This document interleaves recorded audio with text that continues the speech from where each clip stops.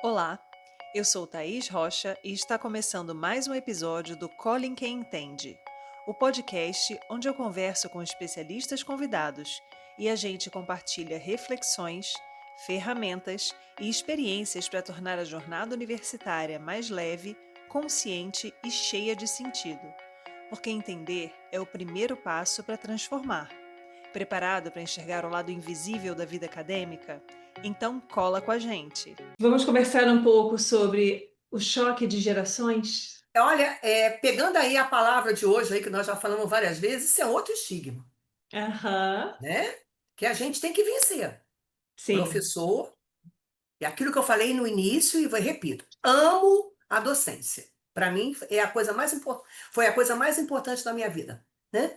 É, mas, assim, a gente também precisa se despir, né, de algumas coisas que já vieram, já chegaram para a gente de geração para geração. Então, parar com aquilo que a gente fala muito. Na sala dos professores é direto, e muitas vezes aqueles sermões longos com as nossas turmas. No meu tempo não era assim, né? Eu já tive a sua idade e me comportei diferente. Eu Uhum, também entrei na universidade com 18 anos e o meu pai nunca se preocupou comigo. E eu entrei porque eu não tinha muita escolha, tinha que entrar e tive que gostar da minha profissão, querendo ou não, porque eu tinha que trazer dinheiro. Então, primeiro a gente tem que acabar com esse negócio. Isso uhum, é uma história que foi contada pra gente, que nem o bicho papão, lá quando a gente era criancinha. Tutu Marambá, que estava em cima do telhado e ia te matar. Isso a gente tem que acabar. uhum, Existe o choque geracional, é muito diferente, e a geração hoje ela está cada vez menor. Antigamente, lá na minha geração, que é diferente da sua, uma geração era mais ou menos apontada de 20 em 20 anos.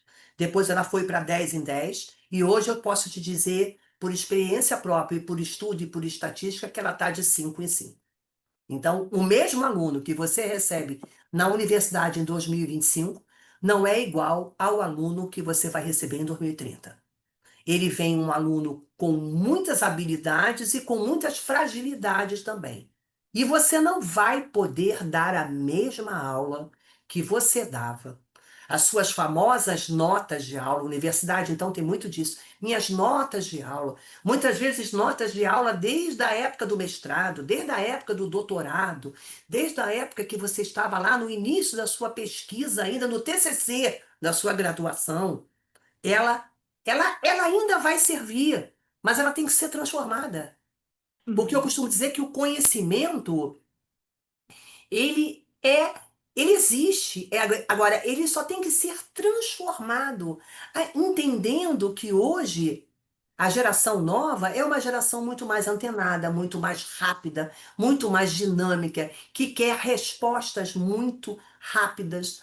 E que a gente precisa transformar aquele conteúdo que muitas vezes para a gente é um conteúdo também árido. A gente tem no nosso programa, quando você monta um plano de ensino, você vê ali, divide o seu conteúdo, e eu acho muito bacana, né? Quando você monta, a universidade obriga, a gente odeia, mas a universidade obriga, e isso depois fica incorporado. Quando você começa a fazer o seu plano de ensino, olhando um calendário e tentando montar o seu programa uma aula a aula. Porque a gente sabe que naquela aula a aula tem uma folga.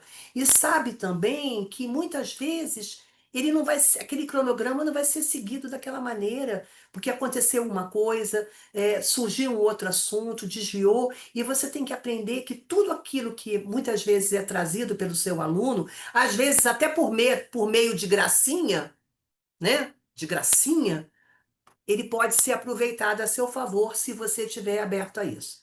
Então, primeiro, você tem que reformular a sua metodologia. Não dá mais para dar aula como você dava há 4, 5, 6, 10 anos atrás. Você tem que trabalhar. A metodologias ativas está aí mandando. Então, tem que estudar sobre isso. Não é só fazer que nem um aluno que vai no chat GPT e fala: me dá aí metodologia ativa que eu quero dar essa aula assim. Não, é você buscar, né? E buscar por conta própria, buscar coisas também que te atualizam em relação a isso, que tem a ver com o conteúdo que você dá, mas buscar aulas que possam ser aulas mais interativas com os seus alunos, aonde você pode, a partir dali, ajudar aquele aluno que não lê, aquele aluno que dorme na sua aula, aquele aluno que pega o celular no meio da aula, mas muitas vezes também, quando você não está falando, você pega o seu, né? Então a gente tem que trabalhar com seminários, seminários que realmente façam sentido, buscando muitas vezes a atualidade, procurando dentro de pares na universidade que a sua disciplina, a famosa multidisciplinaridade, o seu colega está dando um assunto que casa com a sua e vamos dar uma aula coletiva, vamos dar um exemplo, vamos trazer alguém para falar sobre aquele assunto, às vezes alguém que não seja acadêmico, que seja do mercado, para trazer uma experiência sobre isso. Isso é uma coisa importante dentro da sua metodologia. Então, isso passa, e isso depende só do professor. A gente tem que parar, sair daquele lugar comum de reclamar de que o aluno não é mais o mesmo. Por quê? A gente tem que aceitar que o aluno não é mais o mesmo, porque não é mais o mesmo. E não será mais o mesmo. Hoje eu já costumo dizer que, graças a Deus, ele não é o mesmo. Porque senão a coisa ia ser muito chata, né? Então a gente tem que se abrir para essas questões, de trabalhar e buscar metodologias. A gente passa muito seminário, a gente trabalha, tem disciplinas que dá muita oportunidade de seminário. Seminário é uma coisa muito bacana, desde que você saiba conduzir. Porque se você bota um seminário umas 6 ou 7 aulas do seminário, e você faz um seminário onde você não interage, não ajudou o aluno a preparar aquilo. Para isso, nessa hora, a universidade também dá apoio. Você pega um aluno representante, você pega um tutor que vai te ajudar, você, né, também pede à universidade, e muitas vezes o aluno, principalmente os alunos que estão iniciando e que se destacam e se identificam com a sua matéria, porque ele foi aluno seu no semestre anterior, ele entra para te ajudar, porque ele também está com isso começando a construir o currículo dele. Ele também está aprendendo com você. Então, você fazer um seminário bem montado, um seminário que possa ser interativo, aonde você possa ajudar o aluno na sua bibliografia, fazer interferências, fazer com que um grupo dialogue com o outro e não seja aquela coisa, porque o último grupo de seminário normalmente só apresenta sozinho, né? Tô certa ou tô errada? Ô, Carol, não é? Não é frustrante isso? Porque o aluno também apresenta o seu e não vai nunca mais, né, para assistir o do Sim. colega. Então você tem que encontrar formas dentro do seu sistema de avaliação e que você interaja e que você também incentive o aluno a participar. E isso dá certo, mas isso dá trabalho. E para dar trabalho, a gente tem que se abrir a isso. Dentro de um campo, principalmente aqui dentro da veterinária, nunca dei aula para nenhum curso de veterinária. Mas aí, trabalho de campo, gente. Trabalho de campo é uma coisa fantástica, quando você leva o seu aluno para o campo. Ah, tudo bem, mas a minha aula já é uma aula no campo o tempo inteiro. Faça diferente. Quebre esta rotina. Saia do contexto de sala de aula. Você vê que as próprias salas hoje, elas já são montadas de uma forma diferente, mesmo que seja com aquelas cadeiras velhas ou com aquelas bancadas bacanas imitando o modelo americano, mas você cria ali situações que você possa envolver o seu aluno. Visitas técnicas, visitar outros lugares, sair extramuro da universidade, né? Sair do aluno, tirar ele dali, daquele lugar comum e levar para outro lugar. Isso são coisas também que ajudam a melhorar essa questão geracional. Se fica no celular o tempo inteiro, aí tem a discussão, a universidade vai permitir ou não o celular, aí tem, como eu tive colegas durante muito tempo, a gente também trabalha muito no tentativa e erro, né? A gente também Sim. faz isso, né? E assim, e bota todo mundo, deixa o celular na minha mesa, né? Aí tá lá, né? Mas deixa lá o celular na mesa, mas você olha o seu, né? Então vamos Uhum. aproveitar, já que ele está no celular, a gente muitas vezes você percebe, porque a gente percebe aquele aluno que está envolvido e aquele que está voando, aquele que está lá, né?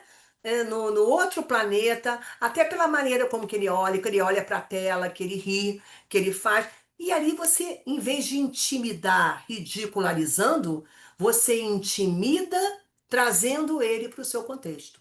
Tudo isso dá trabalho, né? Então é muito importante a gente sair desse lugar comum de dizer que no meu tempo não era assim. Os alunos estão cada vez mais digitais e vão ser cada vez mais digitais. Então, com isso também, a gente sabe disso. Aí vem uma outra questão que está sendo até hoje muito estudada, que é você tomar cuidado, né? Para que o seu cérebro também não fique viciado com frases curtas, né? Com coisas muito pequenas, aonde você adianta um áudio, você adianta um trabalho, você não fala mais tudo, você manda mensagem. Então você tem que tentar ir usando isso, não ir contra isso, mas ao mesmo tempo quebrar essa cadeia.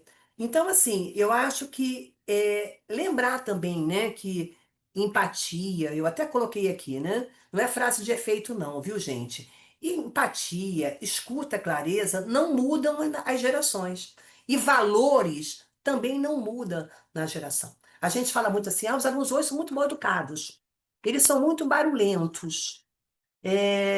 No meu tempo, eles tinham um respeito melhor ao professor. Aí eu pergunto às vezes, né? Respeito ou medo? O que que é um bom... A gente quer que o nosso aluno seja cortês com a gente. Nós somos com eles. A gente dá bom dia? A gente sorri? A gente, em algum momento, também fala uma gíria? Entra na linguagem deles? Não é entrar o tempo inteiro, mas a gente entra. Então a gente tem que entender que muitas vezes aquilo que a gente via lá no passado como um respeito enorme era muitas vezes medo. Quem aqui não passou, né? Eu ainda cheguei a pegar, você não, mas eu cheguei a pegar ainda no meu primeiro grau, que agora é fundamental, mas eu peguei o primeiro grau, eu não fiz ginásio, eu até brincava muito com meu irmão mais velho, que ele fez ginásio. Eu fiz primeiro grau, então eu já sou um pouquinho mais avançada. Meu filho já fez fundamental, então já vai mudando, né, as regras. Eu cheguei a pegar na minha quinta série que você era obrigado, no colégio P2, a levantar quando o professor chegava. Então, aquele levantar era um sinônimo de respeito. O respeito não está nisso, né? O respeito está na gentileza. O respeito está no seu olhar mais empático, tá? No seu exemplo também. Você não pode querer que alguém te trate bem se você não trata bem. Você não vai poder querer que o aluno olhe você no olho se você não olha para ele. Se você nunca sabe o nome dele, é claro que às vezes você tem 100 alunos, mas se esforça para saber o nome dele. Se esforça, né? Procura. Se não lembra, pergunta: como é mesmo o seu nome? Ah, meu nome é fulana. Chama pelo nome. Se coloca como nome. Então eu acho que a maior demanda, né, que a gente fala, reclama muito sobre essa questão, é a gente também olhar para a nossa prática, né? Melhorar a nossa prática, estar ligado nessa prática. Eu tenho colegas, e acredito que você tenha aí também, e muitas vezes não é só gente da minha idade, não. É uma geração mais nova também, um pouquinho, que muitas vezes coloca assim: eu é, não gosto de tecnologia, né? Eu não gosto disso, eu não quero nem aprender.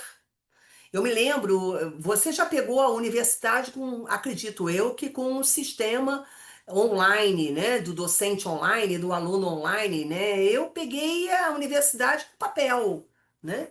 E a gente teve que se adaptar quando entrava no sistema, e o sistema caía na hora que você estava lançando a nota, e caía todas as tuas notas, e aí você ficava furioso, mas era a mesma coisa quando você perdia o seu papel de notas, as suas anotações.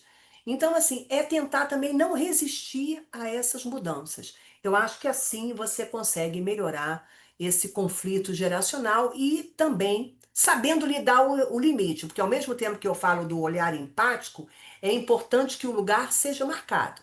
E marcado não pela autoridade, mas pelo respeito. O respeito ao outro. Você está muito junto do seu aluno, mas você não é aluno. Você é professor. Você não é o coleguinha. É que nem relação mãe e filho, né? A gente está cada vez mais próximo dos nossos filhos, mas você é mãe, você não é coleguinha dele da turma. Você não é coleguinha, você é mãe. E mãe tem também que exercer em algum momento a autoridade. E a autoridade não é intimidação, mas é marcado. E na hora que você marca, o aluno gosta, o jovem gosta, principalmente o jovem que está entrando numa universidade. Ele respeita aquele professor que cobra, mas ao mesmo tempo é um professor que cobra, mas ouve, mas ensina, mas valoriza o seu conhecimento. Então é importante também que você deixe o seu lugar marcado. Porque na hora também que todo mundo vira coleguinha, que tudo ali virou uma bagunça, aí a gente perde o controle. Então, esse para mim é a grande dica que eu dou aos professores. Vamos nos olhar, aceitar e tentar fazer o nosso melhor, porque a gente é muito bom. Então a gente consegue, sim. A gente consegue quebrar esse tabu. Sim. É o grande desafio, né? Eu acho que quando eu comecei a minha vida docente, eu me peguei muito preocupada em ter dificuldade nessa adaptação às novas tecnologias e a forma como o aluno recebe é, melhor, né? E absorve melhor a informação, porque não foi a maneira como eu fui ensinada. Então a gente vem meio que naquele fluxo achando que vai ser só replicar a forma como a gente aprendeu. E não é assim, né? E assim, não é assim na docência, como não é assim no mundo, né? Eu brinco que antigamente a gente tinha lá as páginas amarelas para você procurar onde tem uma farmácia que fica aberta 24 horas. Hoje você vai na internet, você vai no Instagram, joga no Google, sei lá, faz qualquer outra coisa para encontrar esse recurso. Então, assim, a gente precisa acompanhar as tecnologias, tendo ou não resistência. E no final das contas, isso é uma forma de gerar proximidade também. Claro que a gente tem que estabelecer esses limites, né? Eu não vou me propor a fazer uma aula e passar um conteúdo super extenso num vídeo de 3 minutos ou 15 segundos e achar que essa é a forma que o aluno recebe melhor e essa é a forma que eu vou fazer. A gente tem que também contribuir para que as pessoas consigam desenvolver um raciocínio, colocar no papel de maneira estruturada aquilo que elas aprenderam, até para a gente perceber o que está sendo entendido e o que não está. Mas isso é uma exigência do mundo hoje, né? Não é só da carreira docente. Então, meio que é um fluxo, né? A gente tem que seguir com isso e ir vendo como não sair do nosso lugar de professor, né? Mas acolher essas novas tecnologias, essas novas formas e gerar essa proximidade com o aluno, né? Eu acho que essa é a maneira mais E você trouxe uma eficiente, coisa né? muito interessante, principalmente na profissão do docente, que a gente tem que tomar um cuidado, porque a gente tende também, muitas vezes, quando a gente se sente perdido e resiste a essas mudanças, até porque a gente foi formado dentro de um outro modelo, a ir para um outro polo, né? Aí muitas vezes a gente acha que a nossa aula tem que ser um entretenimento. A nossa aula não é entretenimento. Então a gente tem que forçar o aluno a escrever, a gente tem que forçar o aluno a pensar, a gente tem que dar desafios para que ele possa pensar, a gente não tem que virar um professor show.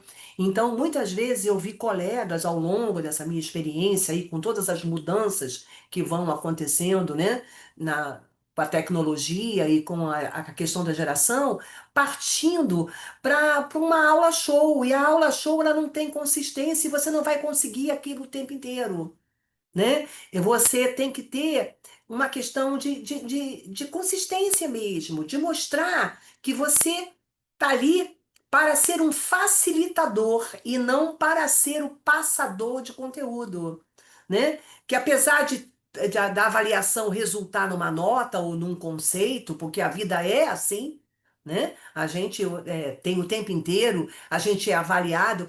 Aí eu até estava discutindo aí outro dia com um professor de direito, da área de direito, que a gente hoje recebe avaliação para tudo, né? Você vai numa farmácia, vem a avaliação. Você vai num salão de beleza, você tem que avaliar a profissional. Então a gente tem que o tempo inteiro estar avaliando alguém. E isso também é uma coisa muito ruim, porque com isso, muitas vezes, a gente confunde os papéis. Então eu acho que o professor, ele precisa, e acho que ele é capaz disso, É como é educar um filho.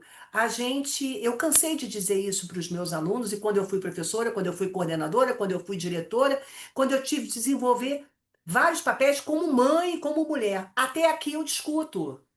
E, de repente, discuto, adequo a você, a gente pode discutir, posso pegar informações. A partir daqui vai ser assim, porque tem que ser assim. Porque eu sei que tem que ser assim, né? Então, até aqui vai ser assim. Ah, mas é assim porque é assim. E você vai ter que aceitar, porque a gente não coloca essa palavra, né? Mas a gente fala isso para filho. Quem manda nessa bagunça aqui somos nós. A gente sabe o que está fazendo.